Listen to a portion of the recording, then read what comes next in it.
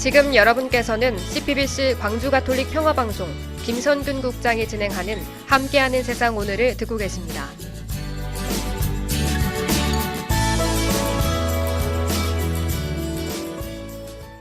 네, 지난주 전두환 손자 전우원 씨가 광주를 찾았는데요. 광주 지역 언론들은 전우원 씨의 일거수일투족을 집중 보도했습니다. 오늘 미디어 비평에서 이 문제 중심으로 알아보죠. 광주 전남 민원연의 문병훈 고문 연결돼 있습니다. 고문님 안녕하십니까? 안녕하세요. 자, 전두환의 손자 전우원 씨 관련한 인터뷰 국민적인 관심 받고 우리 광주 지역 언론들도 이 보도에 상당히 좀 집중했죠? 네, 그 대부분 전두환의 손자로 살면서 느낀 개인적 경험에 의거한 주장들을 많이 했어요. 그래서 신뢰할 수 없는 측면이 있는 것도 사실이지만 이 전우원 씨의 뉴스 가치가 굉장히 높습니다. 그 이유는 5.18의 진실 그리고 그 5.18의 그 피해를 입은 분들에게 피해자들에게 진솔한 사과 이런 것들이 너무 부족했기 때문에 그런 것에 대한 목마름이 아주 컸거든요. 그런데 전우원 씨가 전두환 손자로서 그런 문제를 해소해 주는 것이죠. 그런데 할아버지 전 씨는 민주주의가 역으로 흐르게 했다. 그리고 군부 독재에 맞서서 고통을 당한 광주 시민께 다시 한번 죄송하다라는 사죄의 뜻을 보이기도 하고요. 5.18 민주화운동 당시 헬기 사격의 탄원 등을 보고는 너무나 당연한 헬기 사격 증거인데 할아버지가 발뺌을 했다라고 이렇게 말하기도 했습니다. 예. 자, 언론사에서도 상당히 이런 좀 동향들을 유튜브 영상을 통해서도 다양한 내용들을 지금 이 국민들에게 공개를 하고 있지 않습니까? 네, 그야말로 예. 다양한 영상들이 많이 올라와 있는데요. 하나만 소개해드리면 지난달 30일 광주일보 유튜브 채널에 올라온 전두환 손자 전우원 광주일보 단독 인터뷰 뭐 이런 영상인데요. 조회수가 이틀 만에 77만 회를 달성했다고 해요.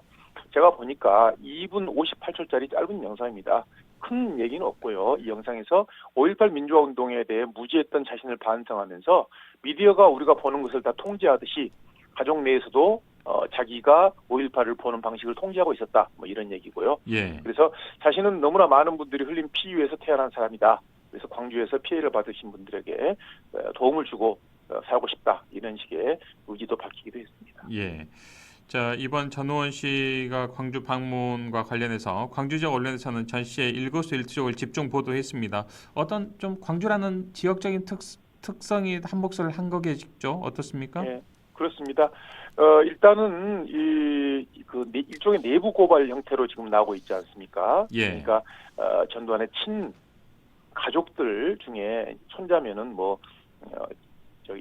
친족인데요. 가족이 그 내부의 뭐 재산이라든가 혹은 내부에서 어떤 그 부정부패 이런 것들을 고발하는 내용도 들어있고 또 광주 5.18에 대해서 비록 우리 할아버지가 저지른 일을 나라도 반성을 하겠다 이런 것이 약간의 그 사람들의 마음을 움직인 것 같아요. 그런 것들이 전우원 씨에게 관심이 쏠리는 이유라고 생각합니다. 예.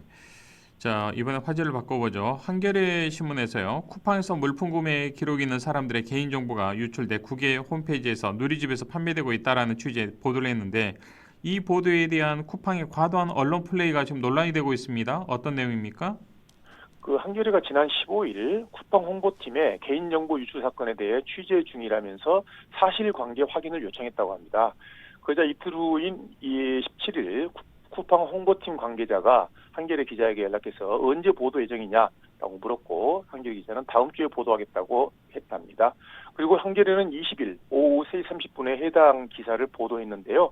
30분이 채 지나지 않아서 이 보도가 나온 지 쿠팡 고객 의혹 정보 의혹을 반박한 내용의 보도가 쏟아졌다고 해요.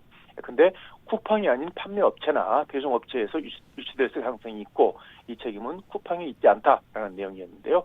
그러니까 한겨레 보도 직후에 나온 기사들을 보면은 쿠팡 측이 기자들에게 제공한 자료, 내용, 순서가 상당수 똑같고 특히 매일신문 같은 경우는 해당 자료와 완전히 똑같다. 그러니까 복사해서 그대로 보도를 했다. 이런 그 말이 나오고 있습니다. 흔히 대기업의 언론 플레이는 자사히 불리한 기사에 대해서 이른바 기사 밀어내기 방식으로 이루어지는데 기사 밀어내기란 어떤 건지 좀 설명해 주시겠습니까?